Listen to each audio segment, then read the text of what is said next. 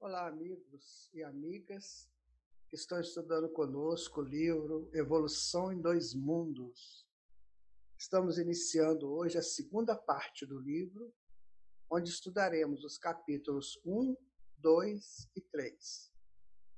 Primeira parte foi o André Luiz nos ensinando como que a mônada evoluiu ao longo dos milênios, chegando até a posição de agora, escolher o seu futuro lá no mundo espiritual. Nessa segunda parte, André vai nos falar alguma coisa do mundo espiritual, vai nos explicar várias coisas interessantes que às vezes temos vontade de saber. É claro que esse mundo espiritual, ele é liberado para todos nós dentro de uma condição que nos seja favorável, porque não adianta queremos saber tudo, sabe? É importante que a gente saiba uma parte, depois saiba outra, e assim sucessivamente, tá? Provavelmente nós já tivemos outras obras subsequentes à Evolução em Dois Mundos, em que se disse mais sobre o mundo espiritual. Mas essas informações do André Luiz são basilares. Então, de repente, o mundo espiritual está aberto para nós, né? É só estudar.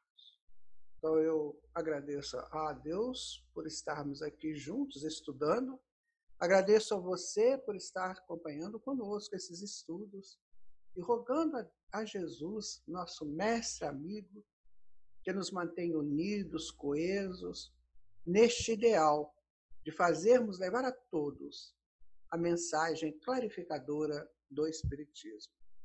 Então, em nome de Jesus, em nome dessa espiritualidade amiga, é que estamos iniciando o nosso trabalho de hoje, nosso estudo de hoje, pedindo à equipe do André Luiz, ao próprio André Luiz, que nos oriente, né, que nos dê cada vez mais interesse de sabermos sobre aquilo que nos compete, que é entender para onde vamos. Vamos então começar? Buscando aqui o nosso slide, né, que é o nosso amparo, que é a nossa ajuda, e aí vamos pegar pelo início dele aqui, olha,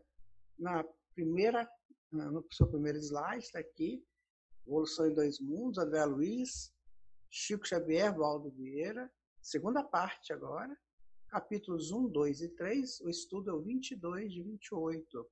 Aqui vamos estudar a alimentação dos desencarnados, linguagem dos desencarnados, corpo espiritual e volitação. Já começamos aí a adentrar na possibilidade de entendermos um pouco sobre como que é a vida no plano espiritual. E nós, nas nossas análises, nós fizemos aí ser desencarnado, que é o importante entendermos isso. Como que é ser desencarnado, né? Então, nesse estudo, nós vamos ver o capítulo 1, que vai tratar da alimentação dos desencarnados, o capítulo 2, que é a linguagem dos desencarnados, e o capítulo 3, que é o corpo espiritual e volitação. Então, antes, vamos fazer aqui uma leitura, como sempre estamos fazendo, né? A nossa leitura de hoje chama-se Verdade. A porta da verdade estava aberta, mas só deixava passar meia pessoa de cada vez. Assim, não era possível atingir toda a verdade, porque a meia pessoa que entrava só trazia o perfil da meia-verdade. E a sua segunda metade voltava igualmente com o meio perfil. E os dois meios perfis não coincidiam.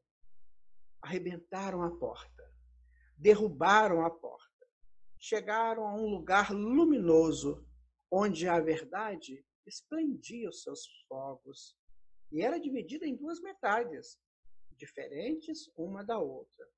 Chegou-se a discutir qual a metade mais bela. As duas eram totalmente belas, mas carecia optar. Cada um optou conforme seu capricho, sua ilusão e sua miopia. Carlos Drummond de Andrade. Esse poema, ele encaixa perfeitamente no nosso estudo de agora. É uma verdade que nós vamos estudar. Mas qual é o capricho? Qual é a ilusão? Qual é a miopia? Então vamos a ele? Há uma pergunta, nessa segunda parte, sempre tem perguntas ao André Luiz, certo? Então aqui está, olha, como se verifica a alimentação dos espíritos desencarnados? O André vai dizer, olha, encarecendo a importância da respiração no sustento do corpo espiritual, basta lembrar a hematose. O que é hematose?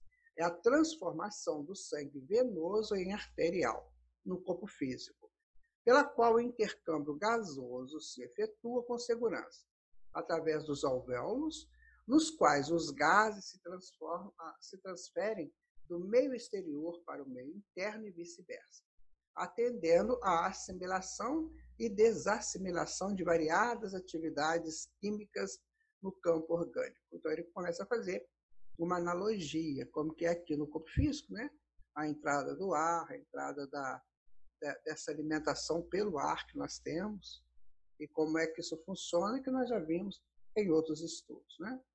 O oxigênio, que alcança os tecidos, entra em combinação com determinados elementos, dando, em resultado, o anidrito carbônico. O que é o anidrito carbônico, minha gente? É o gás carbônico, que é o gás pesado, desprovido de odor, não tóxico, porém asfixiante, existente no ar numa proporção de 0,03%. É eliminado como resultado da respiração celular pelos seres vivos. Então, o resultado, né, do anidrito importante para a respiração e a água, com produção de energia destinada à manutenção das províncias somáticas. Estudando a respiração celular, encontraremos, junto aos próprios arraiais da ciência humana, problemas somente equacionáveis com a ingerência automática do corpo espiritual nas funções do veículo físico, porque os fenômenos que eles são consequentes se graduam em tantas fases diversas que o fisiologista, sem noção do espírito, abordá-los-á sempre com perplexidade de quem atinge o insolúvel. Sim, a complexidade que o corpo físico está estabelecido somente com a ajuda, com a proteção, com a função, com a funcionalidade do corpo espiritual, que as coisas aqui funcionam no corpo físico. Ele está dizendo exatamente isso, né? Ele está fazendo uma analogia de como que é a nossa respiração. Aí depois ele vai entrar na alimentação dos desencarnados. Sabemos que para a subsistência do corpo físico é imprescindível a constante permuta de substâncias com incessante transformação de energia. Também já foi visto nos estudos passados. Mas é sempre bom lembrar, né, que a energia é a mola mestra da funcionalidade orgânica. Então, essa energia ela vai ser adquirida pelos chakras, pela Kundalini, que a gente já estudou, ela vai também ser adquirida pela respiração, tanto essa respiração nasal, quanto a respiração pelos poros, e numa constante de entrada de energias, né, para que o corpo funcione. Substância e energia se conjugam para fornecer ao carro fisiológico os recursos necessários ao crescimento e à reparação do contínuo desgaste, produzindo a força indispensável à existência e aos recursos reguladores do metabolismo. Então, ele está fazendo uma viagem do que já foi explicado. É muito importante sabermos disso. Sabe, quando nós estudamos os chakras, inclusive o André coloca muito aqui nesse livro, nós vemos que eles são captadores das energias que vêm de fora e mandam essas energias para os órgãos a que eles estão ligados, mandando, né, esse fluxo contínuo para que o corpo possa funcionar. O alimento comum ao corpo carnal experimenta de início a digestão, pela qual os elementos coloidais ou partículas muito pequenas, indifusíveis, se transubstanciam em elementos cristalóides, que são soluções que contêm água como soros, difusíveis, convertendo-se ainda as matérias complexas em matérias mais simples, vai fazendo a redução, né? Acessíveis à absorção, a que se sucede a circulação dos valores nutrientes suscetíveis ao aproveitamento pelos tecidos, seja em regime de aplicação imediata, seja no de reserva, destinando seus resíduos à expulsão natural. Ou seja, ele comentou aqui rapidamente do sistema digestivo, né? Já falam em sistema digestório, né? Aí você tem várias coisas, tem a boca, tem o esôfago, tem o estômago, o jejum, o duodeno, intestino fino, depois intestino grosso, intestino delgado, intestino grosso, aí o fígado como esse grande aí, apropriador, né, de reservas, pâncreas fazendo insulina, e baço, vesícula, essa coisa toda. Quando a gente alimenta, vai funcionar essa digestão, essa partida, né, dos sólidos nesses nutrientes que nós precisamos. Daí a gente come uma determinada coisa que tem a vitamina A, que tem ácido tal, tem carbono, outras substâncias químicas, e aí o corpo vai sendo nutrido aí. A ciência terrena não desconhece que o metabolismo guarda a tendência de manter-se em estabilidade constante. Tanto assim que, reconhecidamente, a despesa de oxigênio e o teor de glicemia em jejum revelam quase nenhuma diferença de dia para dia. Tá? Então, aí está falando da questão da fisiologia, como o corpo funciona. Tá? É que o corpo espiritual, comandando o corpo físico, aqui que entra a informação interessante, olha só.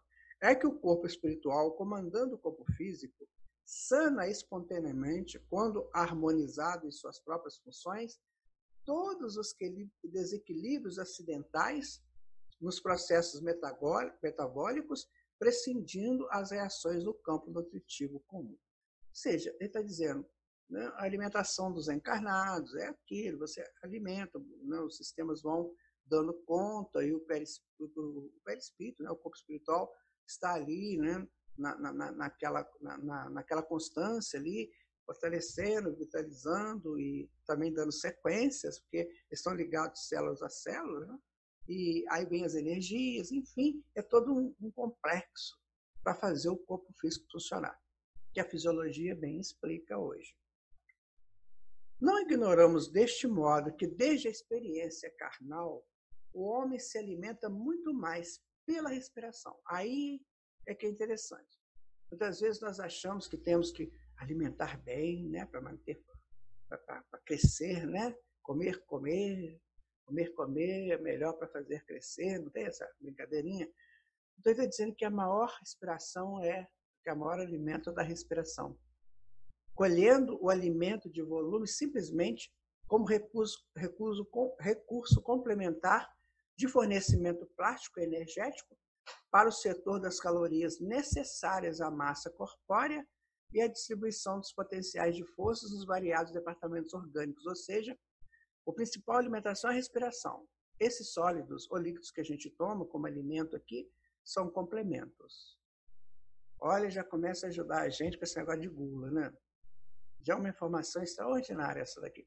Lembro-me quando li esse livro pela primeira vez, quando eu deparei com essa informação, falei, olha, então começamos já desde ali a controlar essa alimentação sólida, que vai muito mais pela volúpia do comer do que pela necessidade do alimento em si, porque ele é complementar. Se ele é complementar, ele pode ser equilibrado, dosado.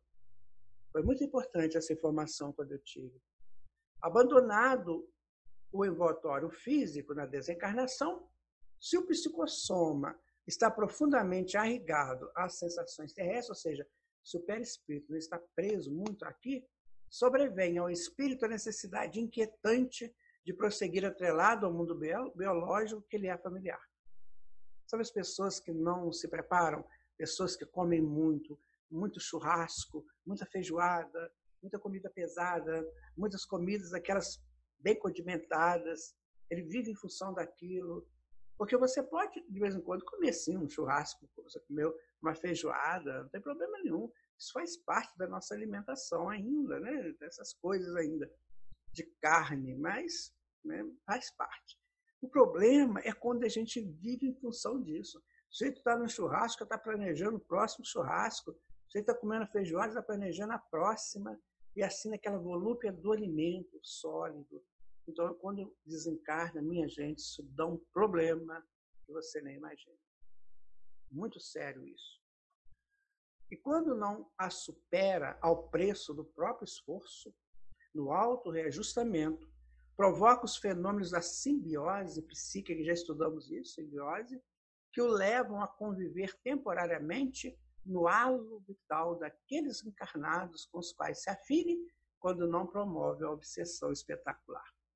Sabe, às vezes a gente vai em certos restaurantes mais populares, né, e você vê ali aquelas pessoas comendo muito, muito. Eu fico pensando, deve ter algum espírito ali comendo com ele, porque não é possível que aguente aquilo tudo. E comem sem parar, e comem muito. Então, muitas vezes, esses espíritos estão ali. Eu quero abrir um parênteses aqui para contar para vocês. Eu não sei qual é a obra, parece que é do Victor Hugo, que diz que quando na família as pessoas se reúnem, agora já é mais difícil essa reunião para o alimento conjunto, mas tem ainda, né? Então, quando as pessoas estão ali alimentando e brigando, que é o momento propício para esses espíritos chegarem e sugar o alimento que está sendo servido ali. Tem uma orientação que está no livro tibetano dos mortos, chamado Bardo Todol.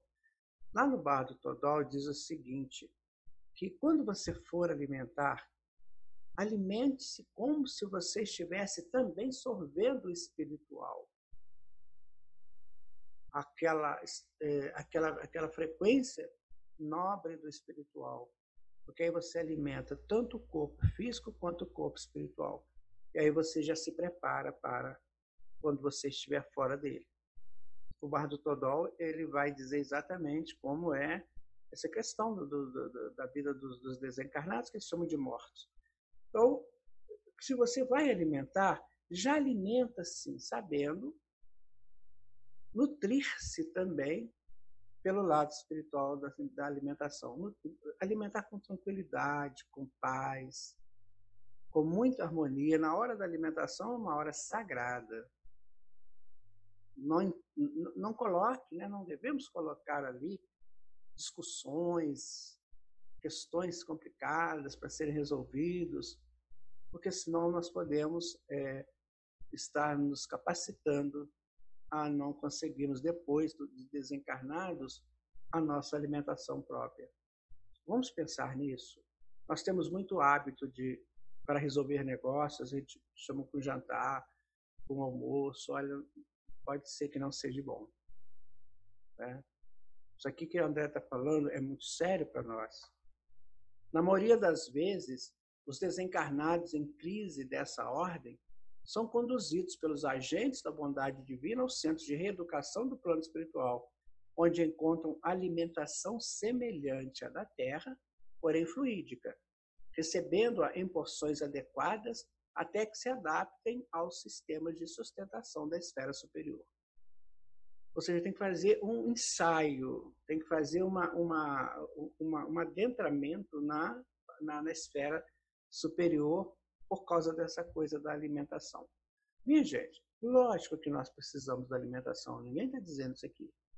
Mas é preciso já ir começando a pensar nisso, que foi colocado lá pelo Bardo Todol, que a gente deve ter essa alimentação conjugada, alimentação física com alimentação espiritual, para que a gente já comece a se preparar para o dia que a gente retornar. Né? Lá, a tomada de substância é tanto menor e tanto mais leve quanto maior se evidencie o enobrecimento da alma. Porquanto, pela difusão cutânea, o corpo espiritual, através de sua extrema porosidade, nutre-se de produtos sutilizados ou sínteses quimio-eletromagnéticas auridas no reservatório da natureza e no intercâmbio de raios vitalizantes e reconstituintes do amor com que os seres se sustentam entre si. Olha, essa informação, André, é bem interessante. Por quê? Porque vai nos dizer que lá no mundo espiritual tem alimentação para todos.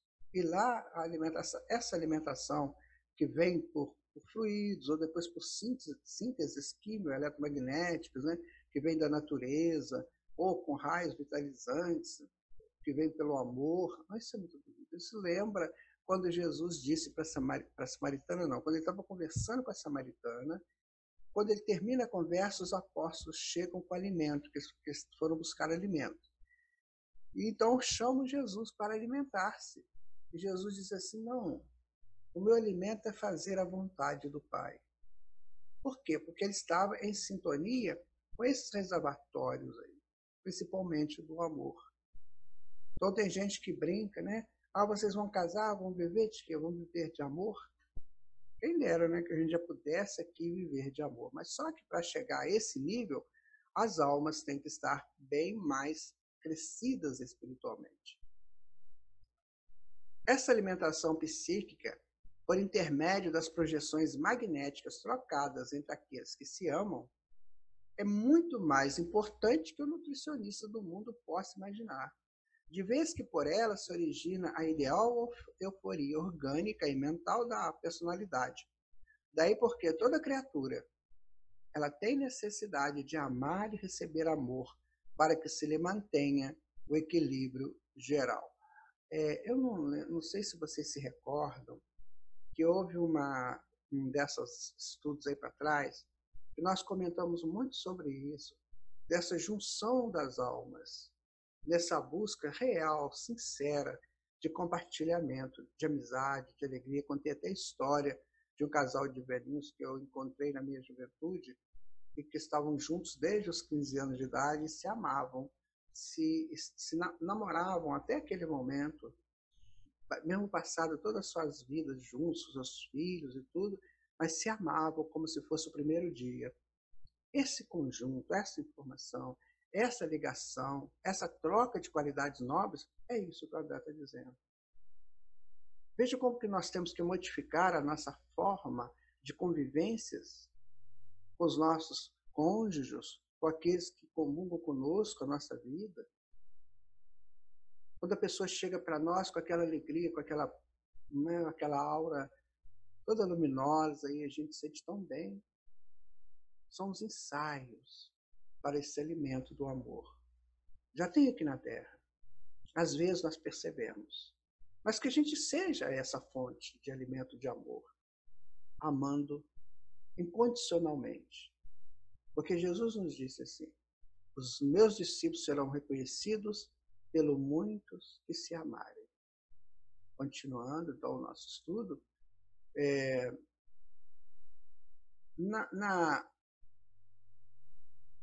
vai dizer, né, que mantém o equilíbrio geral.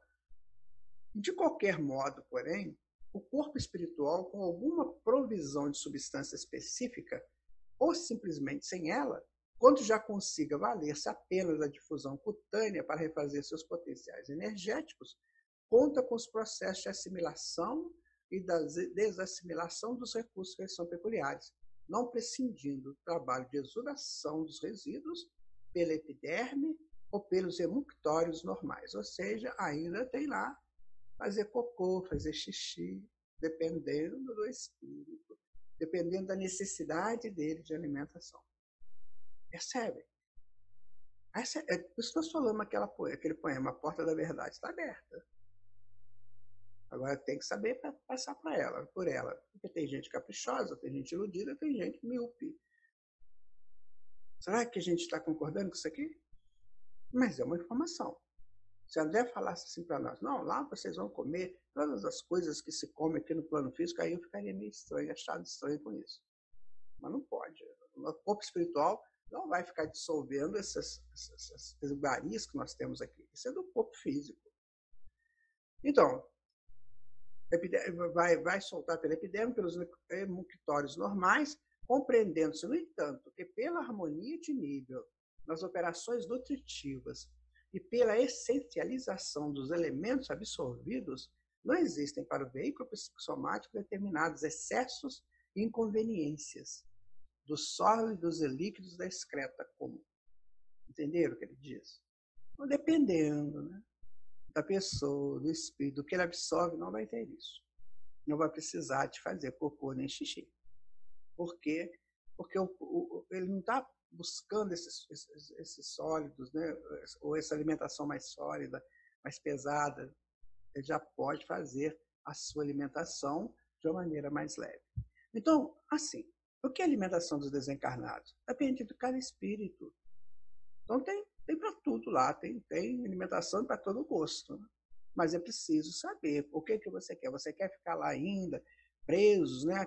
Aqueles cheiros de coisas da terra? Aí você vai ter lá os fluidos, mas pode estar sujeito a viver da mesma maneira que a gente vive aqui, nas excretas, né? Ou então você começa já a planejar um futuro melhor, né? Já buscar alimentação pelos poros, essa busca dessa vitalidade que vem da natureza, que deve ser fantástica lá. Enfim, gente, está nas mãos de cada um de nós. E cada desencarnado que escolhe seu caminho lá. Então, quanto mais evolvido essa alimentação, mais aproximará da frequência do amor. Então, é isso aí. O que determina a natureza dos alimentos consumidos pelo espírito é o seu grau de comprometimento com a vida física. Então, espíritos presos à experiência humana, que cultivaram a volúpia de comer, sentem grande necessidade de ingerir alimentos mais densos. Nós estávamos falando. Sabemos que o espírito é imortal, não obstante sua estabilidade, subordinar-se à ingestão de alimentos compatíveis com a sua condição. Daí que nós temos esse dever de casa, né? Começar a pensar na nossa alimentação. Começar a pensar, porque a gente não sabe o dia que vai. Colocamos essa cena aí do filme Nosso Lar, né? Como se fosse uma alimentação lá no mundo espiritual. Veja aí que não tem sólido nenhum, né? Tem um líquido ali muito bonito, taças, esses copos lindos. Bom, aí André deu a dica para gente, mostrou como é que é. Ficou claro, eu penso. Né? Ficou bem claro. Cada um é que vai se resolver com a sua alimentação no plano espiritual. Porque como tudo é de Deus, então há o respeito por todos os filhos de Deus nas suas necessidades. E aí lá no umbral vocês imaginam como é que deve ser isso. Né? Chega você a comer lama, né? Resíduos, coisa horrível, muito ruim. Cuidemos da nossa alimentação, né? Cuidemos. Ele colocou aqui frutas, né? São coisas mais suaves. Se a gente puder gradativamente substituir esses sólidos muito carregados de condimentos, essas carnes, né? Seria bom. Mas, igual estou te falando, você que sabe. Né? Não existe nenhuma restrição, pelo menos que eu conheça, né, do espiritismo a comer carne. Não existe nenhuma. Mas é você que sabe, você que sabe de você. Por isso que eu gosto de dizer da soberania do espírito. Nós sabemos de nós, e nós sabemos a hora que devemos mudar ou não. Ok? A linguagem dos desencarnados. Capítulo 2 agora, passamos para esse estudo. Vamos perguntar ao André, como se caracteriza a linguagem entre os espíritos? Então ele vai dizer, incontestavelmente, a linguagem do espírito é, acima de tudo, a imagem que exterioriza de si próprio. Certo? Lembra da aura que a gente estudou? Que nós falamos para todos o que nós somos, para quem sabe ler? Pela nossa mente, pelas nossas expansões, pelos nossos pensamentos, que vão fluindo, pelas nossas frequências. Por isso que muitos médiuns às vezes chegam e conversam, sabe de nós, se a gente falar nada. Muito bem. Então, acima de tudo, a imagem que exterioriza de si próprio. Isso ocorre mesmo no plano físico, em que alguém, sabendo refletir-se, necessitará poucas palavras para definir a largueza dos seus planos e sentimentos, acomodando-se à síntese que lhe angaria maior cabedal de tempo e influência. É uma coisa muito interessante.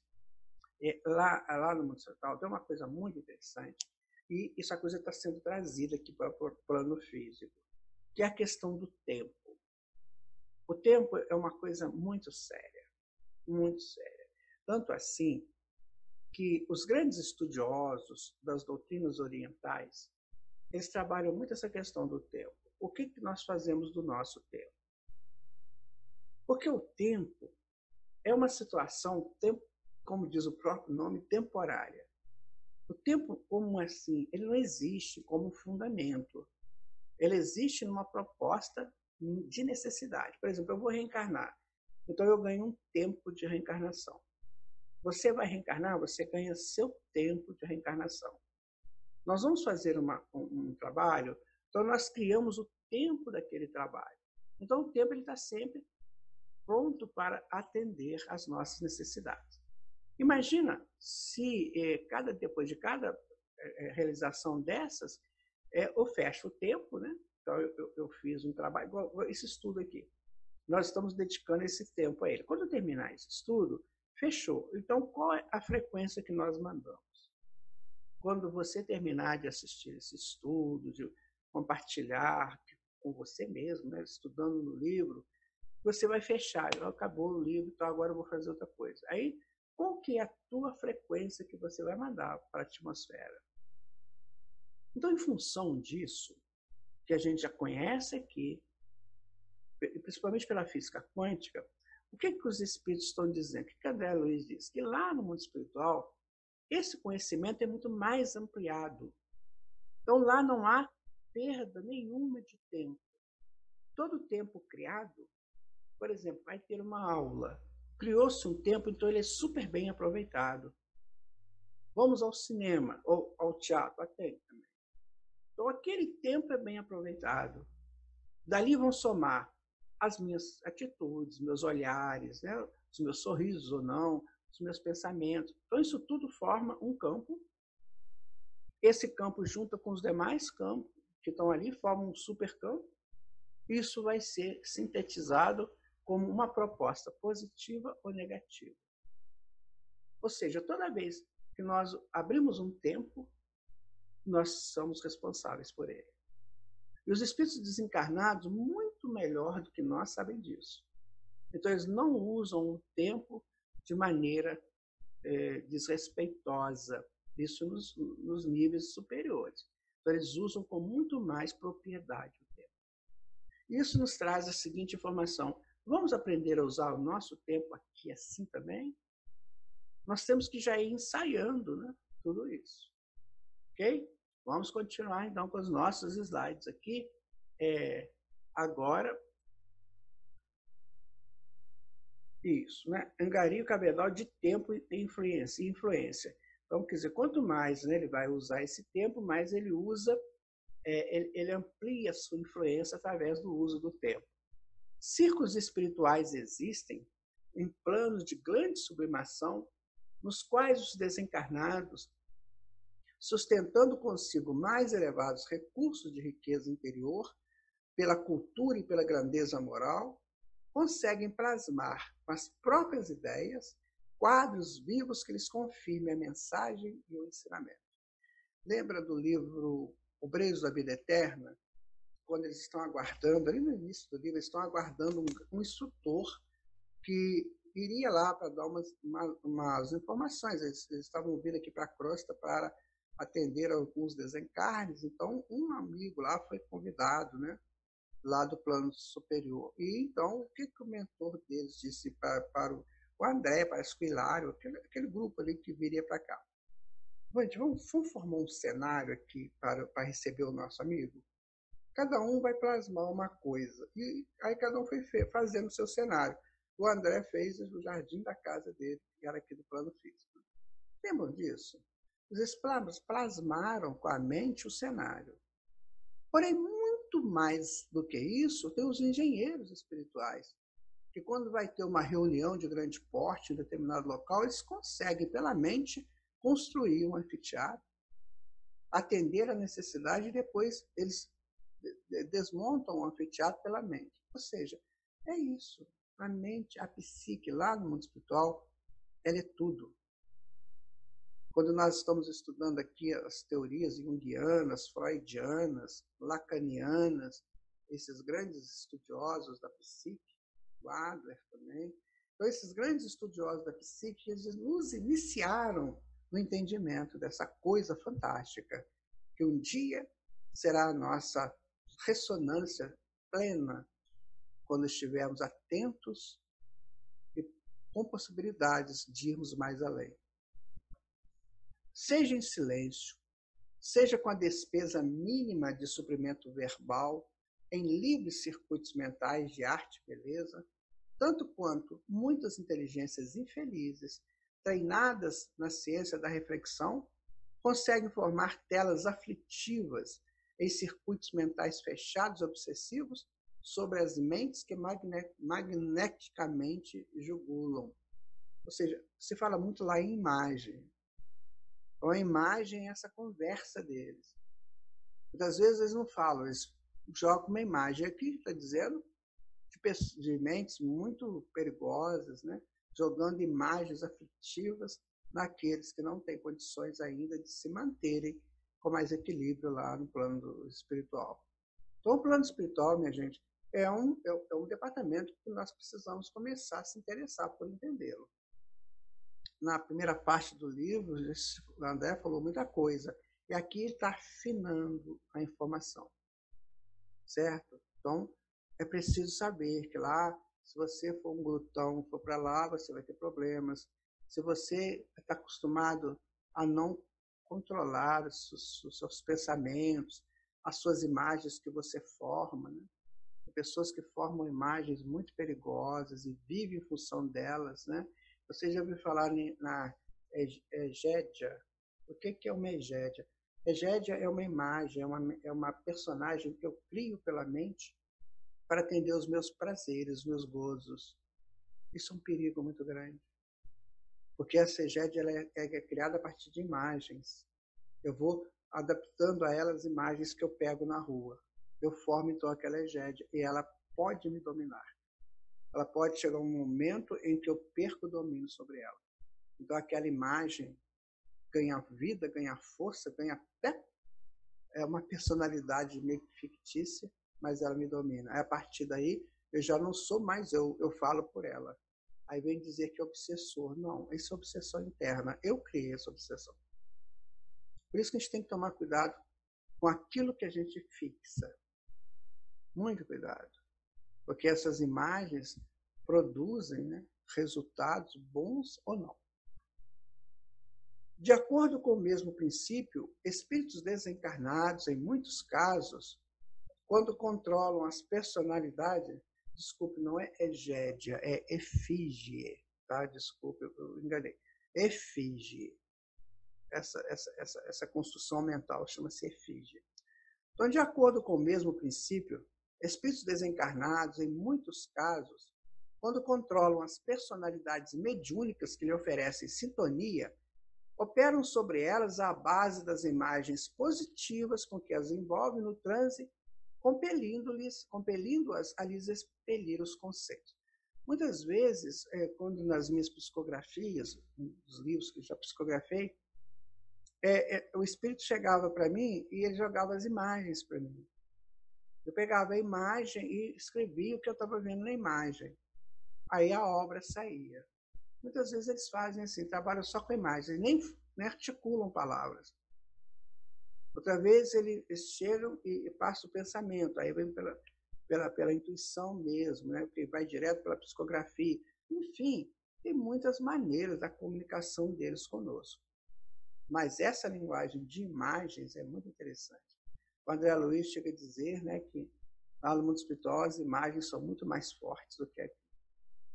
Depois vocês dão uma olhadinha no trabalho da doutora Nise da Silveira, quando ela trabalhou imagens com pessoas com processos de loucura.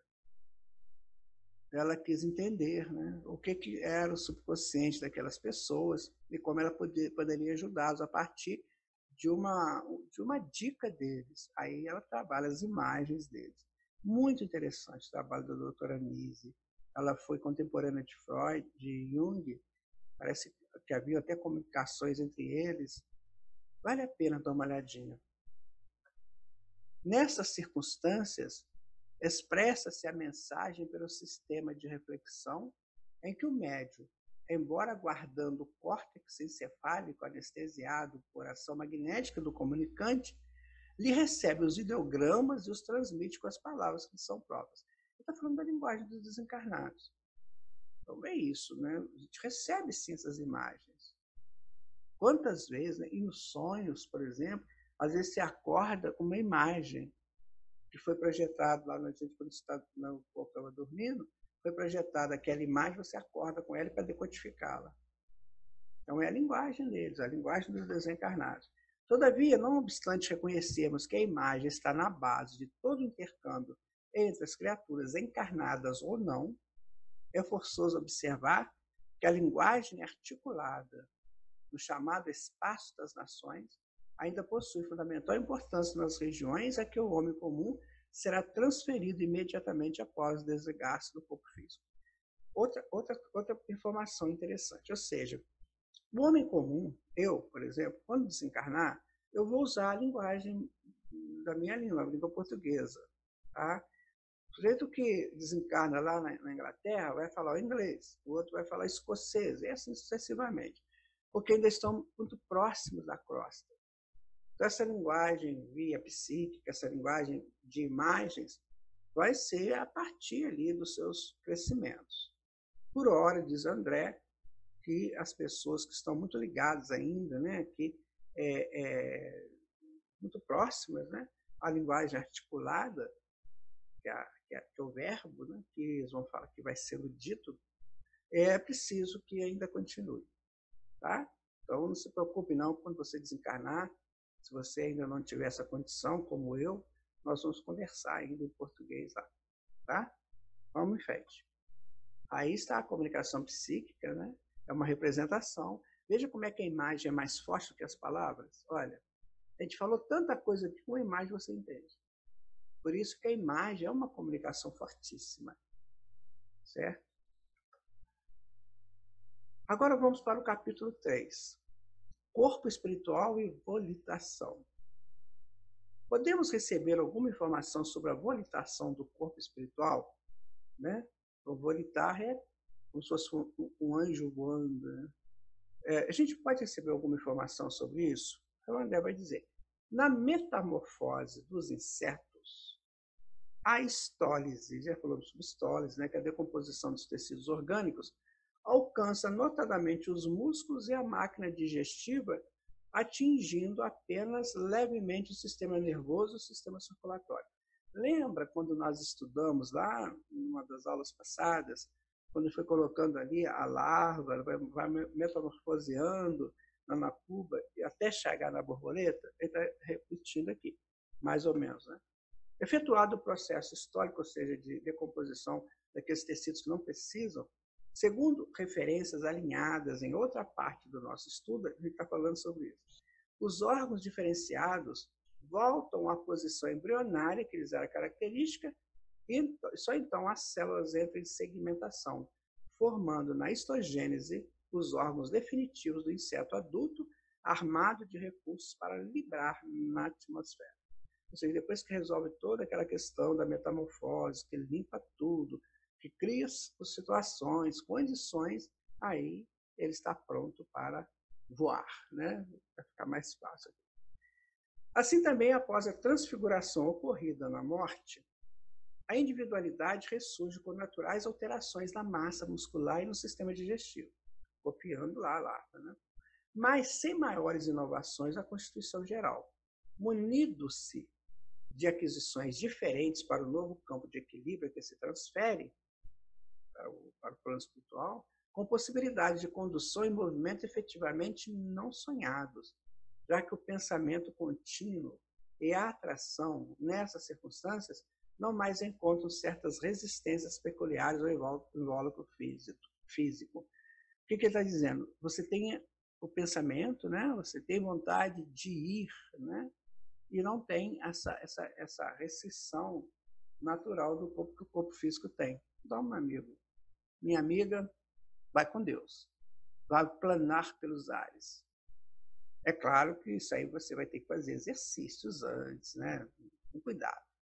Mas vão ser muito interessantes, né? Não ter que mexer as perninhas para lá e para cá para cansar as articulações. Ai, que coisa boa que vai ser.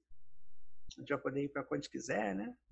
Eu estou aqui na zona norte da cidade. Eu estou precisando de ir lá na zona sul rapidinho, só pensar, eu vou voltando, beleza, sem nenhum esforço, sem pagar táxi, sem pagar Uber, sem pagar condução nenhuma. Lá vai eu. Gente, é muito lindo, né? Veja, a alimentação mais suave, a linguagem é por imagens, e o transporte, né? A locomoção, voltando. Mas, olha, tem que se preparar para isso, tá? Ele está falando de espíritos mais liberados, tá? Olha que lindo, olha que beleza que é isso aí. Batendo um papo gostoso e voando. Olha. Aí tem um detalhe, outra coisa que eu gostaria de colocar para vocês, que isso aí é muito interessante, quer ver? Eu não sei se é o livro da Maria João de Deus, parece que é, da mãe de Chico Xavier, Carta de uma Morta, que ele está dizendo o seguinte, que quando eles começaram a volitar, com ela, não sei se é com ela ou com outro espírito, começaram a volitar, que ela sentiu aquele receio das alturas, né? Aí eles riram e falaram assim, olha, você não tem mais o corpo físico, que é puxado pela lei da gravidade. Você cairia se você tivesse um corpo físico que é puxado. Eu falei, não, agora você é mais leve, não vai ter ação nenhuma aí desse tipo de gravidade para você. A gravidade agora é mais leve, mais suave. Oi, gente, que coisa boa, né? Quanta coisa que nos aguarda. É claro que a gente não vai ficar lá brincando de voar, né? Temos que entender isso. Meninos e meninas lá não voam. Só gente grande. Meninos e meninas espirituais, né? Só gente grande. Tá? Então vamos continuar aqui com nossos slides. Tá tranquilo, né? Fazer esse estudo, tá tão bom, tão gostoso. Então tá aí os dois voando, bonito, né? Ao homem comum, na encarnação, não é fácil, todavia, a articulação de uma ideia segura com respeito às condições do seu próprio corpo, seu corpo espiritual, além do túmulo, porque a mente no plano físico está inteiramente condicionada ao trabalho específico que lhe compete realizar. Inelutavelmente circunscrito aos problemas de estrutura e, por isso mesmo, incapacitada de identificar o reino inteligente de raios e ondas, fluidos e energias turbilhonantes em que vive. Bom, a gente não vai viver essa experiência do desencarnado nessa estrutura que ele coloca aqui. Mas tem muitos estudos que já começa a nos explicar, começa a nos adequar para tudo isso. Tá? Por exemplo, quando a gente começa... Esse livro, Evolução em Dois Mundos, ele deu para a gente, está dando para a gente, muitas dessas informações. O corpo físico, minha gente, é só uma capa, é só uma indumentária. Ele tem peso, né? Não sei, tem peso médio aí de 70 quilos, 60, tem gente que tem mais, tem gente que tem menos. Não importa, mas tem um peso. O corpo espiritual não tem esse peso. Então, para isso, ele tem outras situações, outras circunstâncias, que está na relação direta do crescimento espiritual de cada um e da estrutura mental de cada pessoa. Então, já começamos a pensar, se eu tenho uma mente muito pesada, muito carregada, muito cheia disso, daquilo, sabe? Que eu não concordo, que eu não aceito, eu não perdoo, então a mente está toda carregada. Quando chega no mundo espiritual, ela terá muitas dificuldades. Tem espírito que não atravessam portas, porque eles acham que não conseguem. Tão densos estão. Isso é que a gente começa a estudar. Os livros, a série André Luiz nos ensina isso com muita propriedade. E é isso que precisamos começar a pensar. Gente, é viver como se fosse o último dia, como disse Jesus. Já ir apropriando essas informações. Bom que nós estamos juntos nesse estudo, mas ele é um estudo introdutório. Não pode acabar esse estudo e a gente, tá bom, já estudei. Não estudou, nós estamos sempre aprendendo. Numa dessas outras aulas, a gente conversei com vocês e disse o seguinte, Se daqui a 3 anos me convidarem para gravar de novo essas aulas de uma outra forma, eu vou encontrar coisas que eu não estou vendo agora. Então, o estudo é sempre necessário para nos adequarmos às nossas condições e necessidades futuras, tá? Então, vamos perguntar, como entendermos a mente em si, individualizada e operante, se as células do corpo espiritual têm vida própria como as do corpo físico? Boa pergunta, né? O problema é de simples orientação.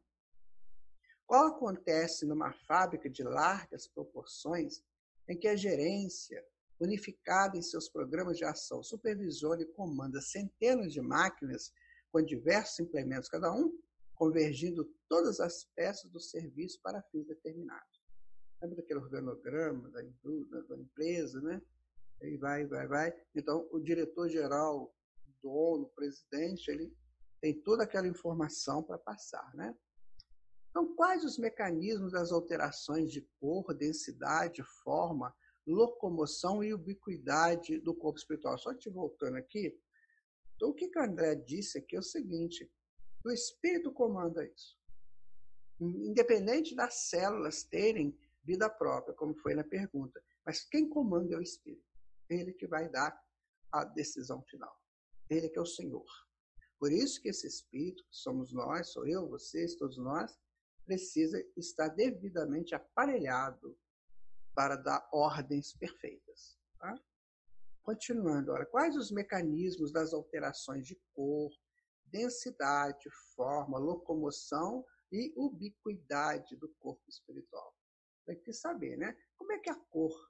Como é que é a densidade? Como é que é a forma? Como é que locomove, né? Como é que são as ubiquidades, né, do corpo espiritual, as diferenças do corpo espiritual?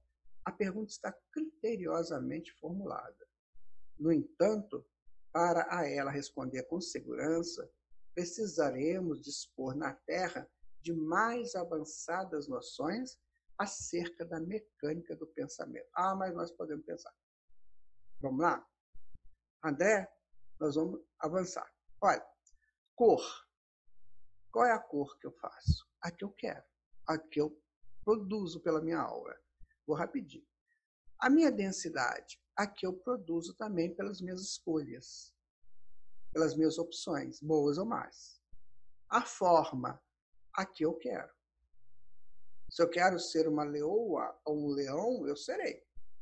Porque o perispírito é plástico, é moldável. Agora, se eu quero ser um príncipe de luz, também eu posso ser.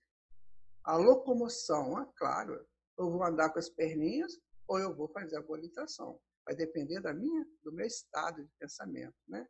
E as diferenças do corpo espiritual estão na razão direta das minhas vontades. Não foi explicado? Agora, é claro, isso tudo é pela mecânica do pensamento. Aí nós não temos a condição.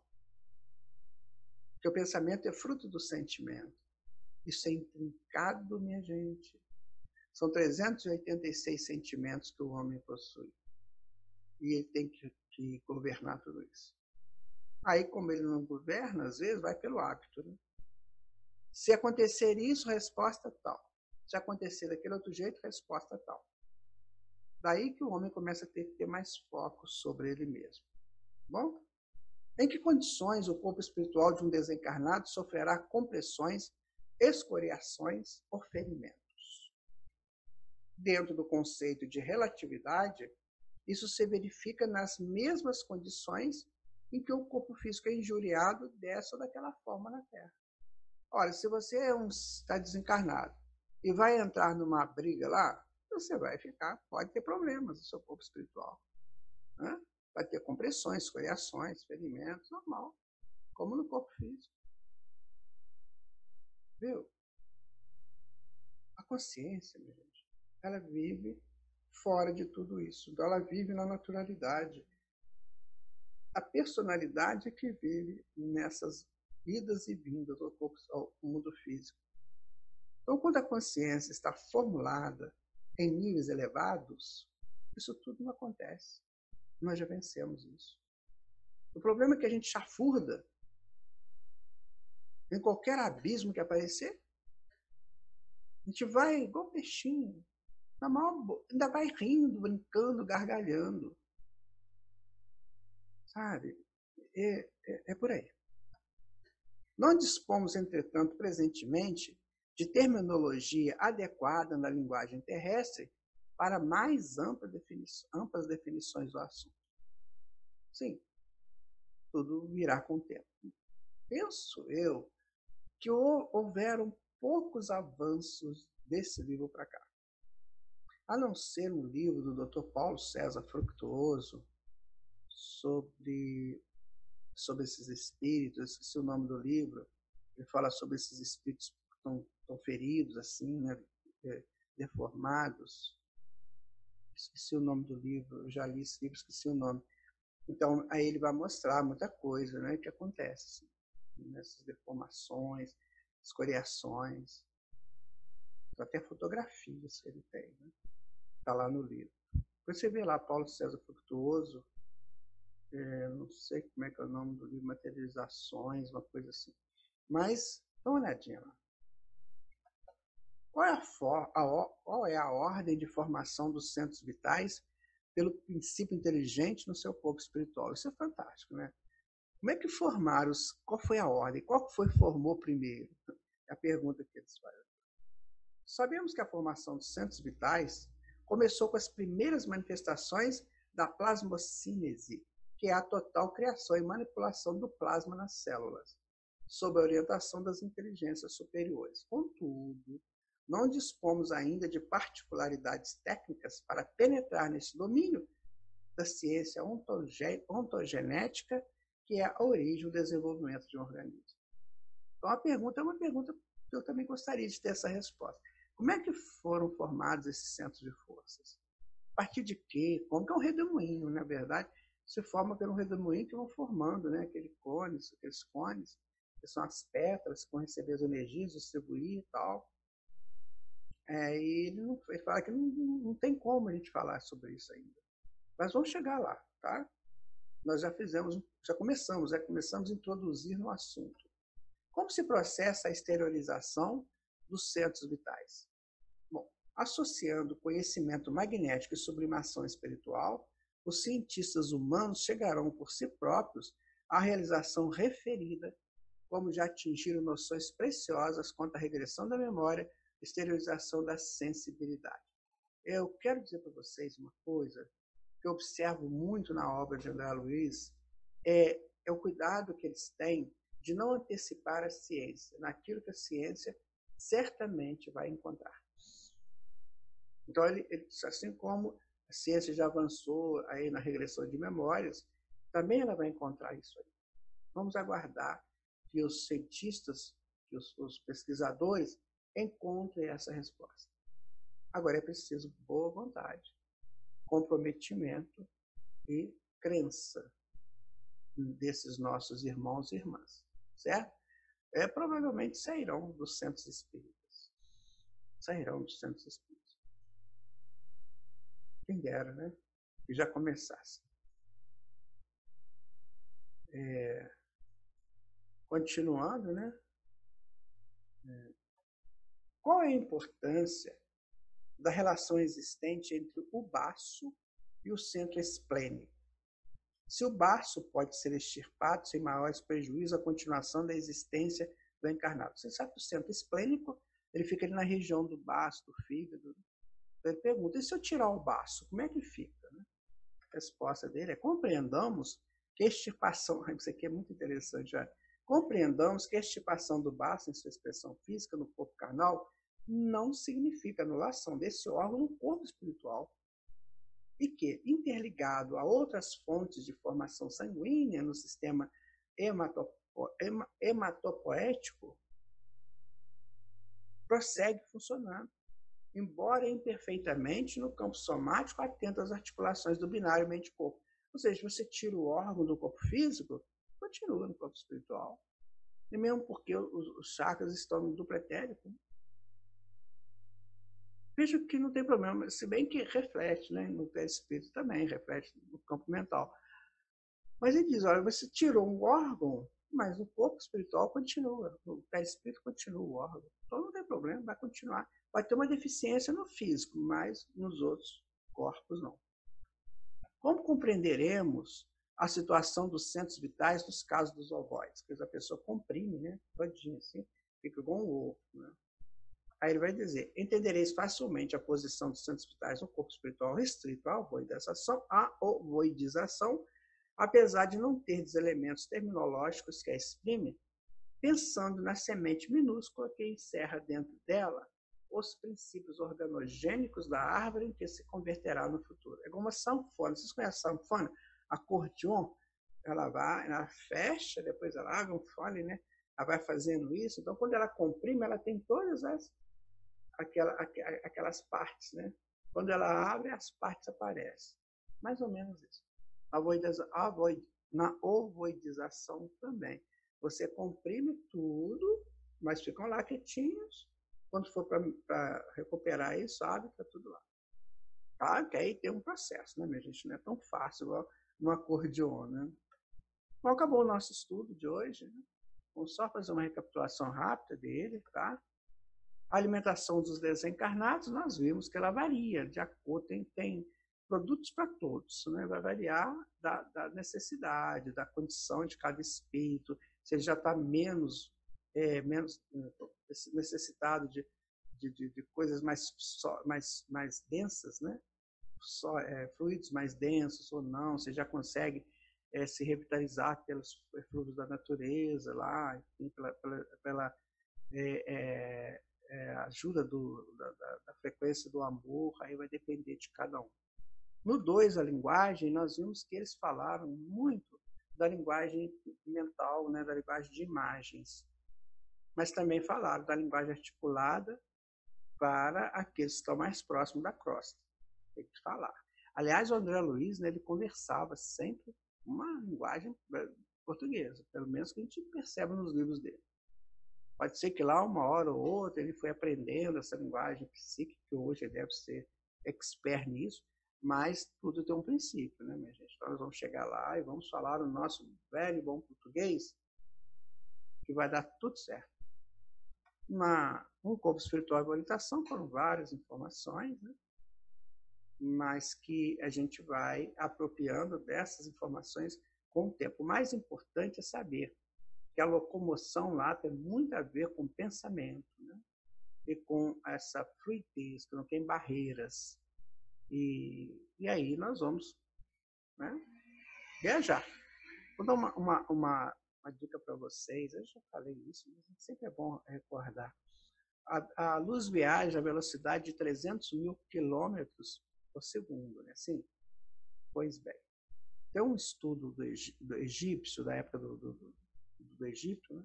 Que eles diziam que o pensamento viaja a 8 milhões e 100 mil quilômetros por segundo. Deu para entender o que é isso? Então, você atravessa nessa nossa Via Láctea aqui, brincando. Mas eles também informavam que isso ainda são pensamentos lentos. Então, vai chegar uma hora que é instantâneo. Eu quero, eu estou. Não tem nem espaço, você já quer. Eu quero estar lá no, sei lá, eu quero estar lá na galáxia que fica, não sei aonde, você já está. Isso vai lá no futuro. Por isso que o universo é grande desse jeito. Por isso que os cientistas não sabem como é que atravessa o universo. Porque os nossos aparelhos, né, as nossas cápsulas, nossas naves, viajam nessa condição de velocidade da luz, que é muito lenta. Ficou claro para vocês? O que está nos aguardando? Depois da gente sair dessas coisas daqui, dessa prisão do plano físico, que é necessário que a gente volta com muito amor, mas não para ficar preso. Não morri outrora, nem morrerei. A vida vai continuar. Meus alimentos, linguagens, modos de viver, isto sim vai mudar. Sabendo dessas verdades, como é que eu me preparo para elas? Serei um eterno pedinte em meu retorno? Ou retornarei áureo, pleno, buscando espaços cada vez maiores? Gostaria que no final desse estudo você refletisse sobre isso. Como é que vai ser a tua linguagem, a tua alimentação, a tua locomoção? Vai estar na razão direta daquilo que você deseja para você no mundo espiritual. Não, eu não morri outrora, nem morrerei. A vida vai continuar, meus alimentos, linguagens, modo de viver, isso sim vai mudar. Sabendo destas verdades, como eu me preparo para elas? Eu serei um eterno pedinte em meu retorno? Ou retornarei áureo, pleno, buscando espaços cada vez maiores? Cada um responda por si, né, minha gente? Que ótimo, chegamos ao final de mais um capítulo, né? De mais um estudo agora com 3 capítulos. Hoje é o nosso estudo 22 de 28. Graças a Deus que aqui estamos, sob a proteção divina do nosso Mestre, estudando, aprendendo. Gostou desse estudo? Se você não gostou, pega o livro, leia e faça você sua conclusão. Tá? Eu também estou aprendendo com você. Estou aqui como um grande aprendiz. Como, aliás, sou o tempo todo. Mas busquemos essas informações do André Luiz para que elas sejam muito fundamentais em nossas vidas, fomentando positivamente as nossas decisões. Muito obrigado por você ter estado conosco. E nunca se esqueça que a porta da verdade está aberta. Mas vai depender. Você só pode passar meia verdade de cada vez. Isso vai depender do capricho, da ilusão, da miopia. Sejamos nós aqueles que buscam a porta da verdade com a luz da consciência esclarecida. Porque aí nós vamos nos apropriar dessa verdade e vivermos com mais tranquilidade. Muita paz para você, muita alegria, muita harmonia no seu lar, na sua vida pessoal, profissional, na sua vida social, buscando sempre a harmonia que nos conduza aos planos sublimes da vida. Até o nosso próximo estudo. Fique com Jesus. Até lá.